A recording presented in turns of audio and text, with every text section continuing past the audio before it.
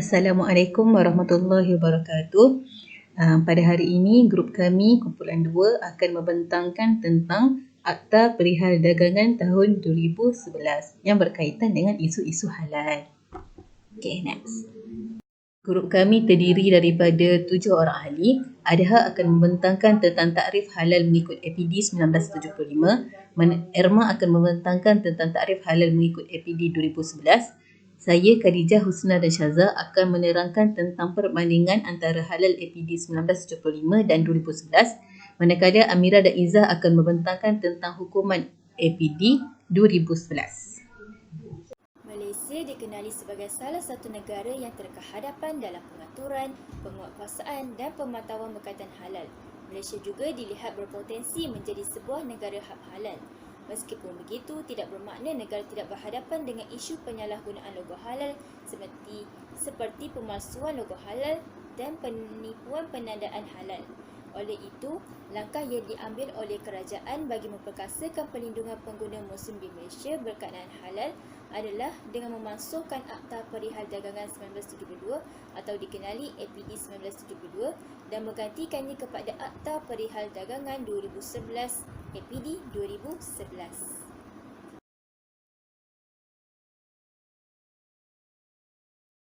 Tengok ya, tarif halal menurut Perintah Perihal Dagangan Penggunaan Perbahasan Halal 1975. Ini adalah perintah yang dibuat oleh Menteri melalui peruntukan Seksyen 10 APD 1972. Okey, kita tengok yang pertama, bukanlah dan juga tidaklah terdiri daripada atau mengandungi apa-apa bahagian atau benda binatang yang orang Islam dilarang oleh hukum syarak memakannya atau yang tidak disembelih mengikut hukum syarak. Kedua, tidaklah mengandungi apa-apa benda yang difikirkan sebagai najis mengikut hukum syarak. Ketiga, tidak disediakan, diproses atau dikilang dengan menggunakan apa-apa alat yang tidak bebas dari apa-apa benda najis mengikut hukum syarak. Yang keempat, tidaklah dalam masa menyediakan, memproses atau menyimpannya itu bersentuhan atau berdekatan dengan apa-apa makanan yang tidak memenuhi kehendak perenggan A, B atau C atau apa-apa benda yang difikirkan sebagai najis mengikut hukum syarak. Okey, itu saja takrif halal daripada APD 1972. Bismillahirrahmanirrahim. Akta Perihal Dagangan 2011 dikenali juga sebagai Akta 730 di dalam Perundangan Malaysia. Akta Perihal Dagangan 2011 ini telah diluluskan oleh Parlimen pada 11 Julai 2011 dan mula berkuat kuasa pada 1 Januari 2012. Akta Perihal Dagangan ini diwujudkan untuk menggantikan Akta Perihal Dagangan 1972 yang disebabkan oleh terdapat beberapa permasalahan yang timbul. Okey.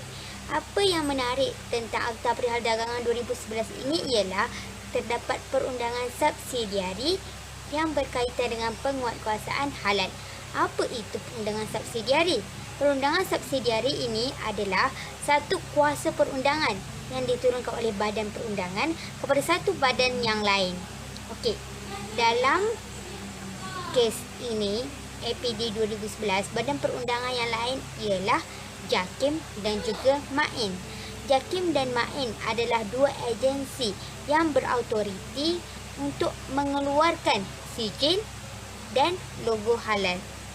Untuk dapatkan sijil dan logo halal perlu merujuk kepada JAKIM dan MAIN. Okey.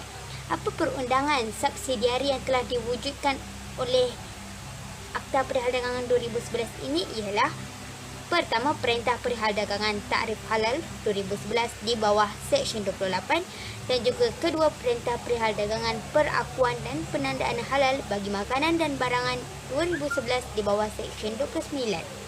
Seksyen 28 dan Seksyen 29 adalah dua seksyen yang akan menjelaskan tentang pensijilan halal. Baik, mari kita telusuri Perintah Perihal Dagangan Takrif Halal 2011. Takrifan halal APD 2011 ni dia lebih kurang sama je dengan takrifan halal APD 1975. Cuma terdapat 3 penambahan khusus yang berkait dengan halal supaya tidak berlaku kekeliruan antara pengguna. So kita boleh lihat pada yang bol merah ni, kita sebut ya. Pertama, tidak memabukkan mengikut hukum syarak.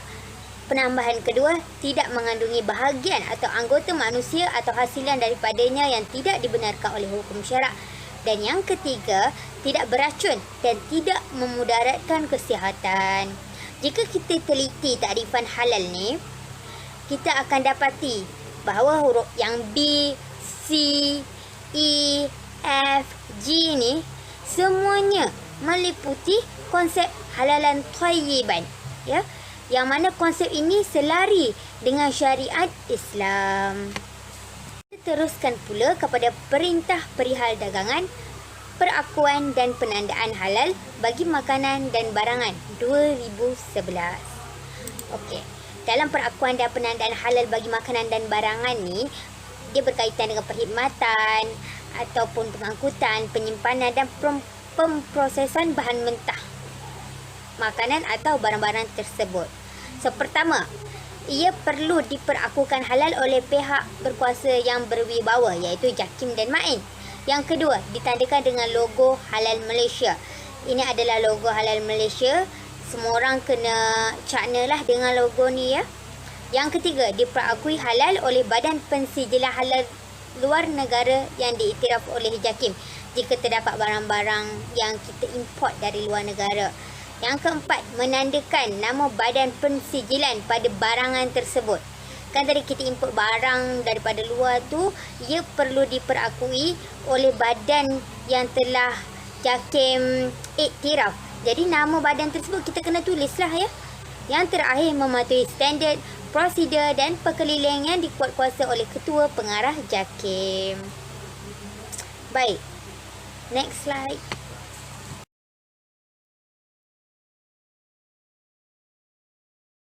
Seterusnya, perbandingan antara APD 1972 dan APD 2011. Yang pertama, dalam APD 1972, tiada peruntukan undang-undang yang memberikan bidang kuasa khusus kepada Badan Pensijilan Halal untuk mengeluarkan sijil halal. Manakala dalam APD 2011, Seksyen 29 sendiri telah memperuntukkan satu bidang kuasa khusus kepada pensijilan halal di Malaysia, iaitu JAKIM, sebagai satu-satunya badan pengeluar sijil halal Malaysia. Yang kedua, dalam APD 1972, disebabkan ketiadaan bidang kuasa khusus yang mengeluarkan sijil halal, maka mana-mana pihak badan boleh mengeluarkan sijil halal walaupun pihak tersebut adalah pihak swasta. Manakala dalam APD 2011, peruntukan Seksyen 29 memberi impak bahawa tiada badan lain yang boleh mengeluarkan sijil halal kecuali JAKIM. Seterusnya, perbandingan yang ketiga, mengikut Akta Perdagangan 1972, JAKIM sungguh pun dikenali sebagai pentadbir halal pada masa tersebut, namun ia tidak boleh menjalankan penguatkuasaan halal. Kerana penguatkuasa dan pentadbir akta adalah pihak Kementerian Perdagangan Dalam Negeri dan Hal Ehwal Pengguna, iaitu KPDN-HEP. JAKIM hanya boleh memantau dengan adanya kehadiran pihak KPDN-HEP sahaja. Tetapi mengikut Akta Perdagangan 2011 kini, melalui peruntukan Seksyen 28 Akta 2011, apabila JAKIM dilantik sebagai pihak berkuasa berwibawa melalui kad kuasa yang dikeluarkan kepada pegawai JAKIM oleh pihak KPDN-HEP, pegawai JAKIM boleh membuat pemantauan halal tanpa kehadiran pihak KPDN-HEP. Okey, perbezaan antara APD 1972 dan APD 2011 adalah yang pertama, semasa APD 1972 tiada peruntukan untuk self-declaration halal. So maksudnya pada masa ni Majlis Agama Negeri masing-masing, syarikat-syarikat swasta bebas mengeluarkan logo halal. Okey, tapi pada APD 2011, Seksyen 28 melarang sebarang self-declaration halal oleh mana-mana pihak industri. So masa ni hanya pihak JAKIM yang dibenarkan untuk mengeluarkan logo halal. Antara sebab pelaksanaan ini berlaku adalah untuk melaraskan logo halal di Malaysia. Okey, yang kelima, penalti adalah tidak tinggi dan kebanyakan kes pelanggaran hanyalah dikenakan kompaun sahaja yang mungkin tidak menjadi deteran kepada pesalah. Manakala pada APD 2011, penalti adalah jauh lebih tinggi dan boleh menjadi deteran dan ada kes yang dibawa ke mahkamah. So beza dari segi hukuman kat sini, hukuman yang dikenakan pada APD 1972 lebih ringan berbanding APD 2011. Okey, maksud deteran kat sini adalah hukuman seperti penjara atau denda yang tinggi untuk memberi pengajaran kepada pesalah. Okay, next.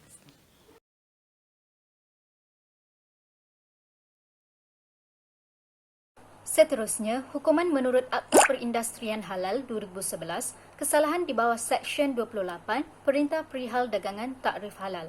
Mana-mana pihak yang telah membekalkan atau menawar makanan yang memperdaya atau mengelirukan orang ramai dengan menyatakan ia halal, contohnya dengan menggunakan ayat suci Al-Quran, perkara ataupun objek yang berkaitan dengan agama Islam di premis atau di bekas makanan akan didenda. Bagi pertubuhan perbadanan, mereka akan didenda tidak melebihi RM5 juta ringgit bagi kesalahan pertama dan bagi kesalahan kedua didenda tidak melebihi RM10 juta ringgit. Bagi individu tersebut akan didenda tidak melebihi RM1 juta atau dipenjarakan tidak lebih dari 3 tahun bagi kesalahan pertama. Bagi kesalahan kedua dan berikutnya, individu tersebut boleh didenda tidak melebihi RM2 juta atau dipenjarakan tidak lebih dari 5 tahun atau kedua-duanya sekali. Seterusnya, kesalahan di bawah Seksyen 29, Perintah Perihal Dagangan, Perakuan dan Penandaan Halal. Bagi mana-mana pihak yang memperihalkan makanan dan barangan yang dipasarkan di Malaysia sebagai halal tanpa diperakukan oleh Badan Pensijilan Halal yang diiktiraf oleh JAKIM akan didenda. Bagi pertubuhan perbadanan yang melakukan kesalahan tersebut, mereka akan didenda tidak melebihi RM250,000, manakala bagi kesalahan seterusnya akan didenda sebanyak RM500,000. Dan bagi individu yang melakukan kesalahan tersebut, dia akan didenda tidak melebihi RM100,000 atau dipenjarakan tidak melebihi 3 tahun atau kedua-duanya sekali. Dan bagi kesalahan kedua atau berikutnya, mereka akan didenda tidak melebihi RM250,000 atau dipenjarakan tidak melebihi 5 tahun atau kedua-duanya sekali. Kesimpulan, secara asasnya, tujuan penggubalan Akta Perdagangan 2011 ini adalah untuk menggalakkan amalan perdagangan yang baik dengan melarang perdagangan palsu dan penyataan, pengendalian dan amalan palsu. Penggubalan Akta Perdagangan 2011 ini juga bukan sekadar tentang perundangan halal, tetapi turut melibatkan penambahbaikan perundangan berkaitan harta intelek, sijil halal, penalti kesalahan dan aspek penguatkuasaan berbanding Akta Perihal Dagangan 1972 yang terdahulu. Kesimpulannya, penggubalan Akta Perihal Dagangan 2011 ini adalah satu keperluan. Seperti yang dijelaskan di slide sebelum ini, pemakaian Akta Perihal Dagangan 1972 yang lalu memperlihatkan kecelaruan yang jelas dalam perundangan halal di Malaysia, terutama dalam isu berkaitan penguatkuasaan. Walaupun JAKIM merupakan badan yang berautoriti untuk permohonan dan pensijilan halal, namun pihak KPDNHEP masih kekal sebagai pihak yang berkuasa dalam penguatkuasaan dan segala tindakan penguatkuasaan dan penyitaan hanya tertakluk kepada pihak KPDNHEP sahaja. Seterusnya, hukuman penalti ataupun denda yang diwujudkan adalah untuk memberi pengajaran kepada masyarakat tentang pentingnya industri halal di Malaysia. Sekian daripada kami. Terima kasih.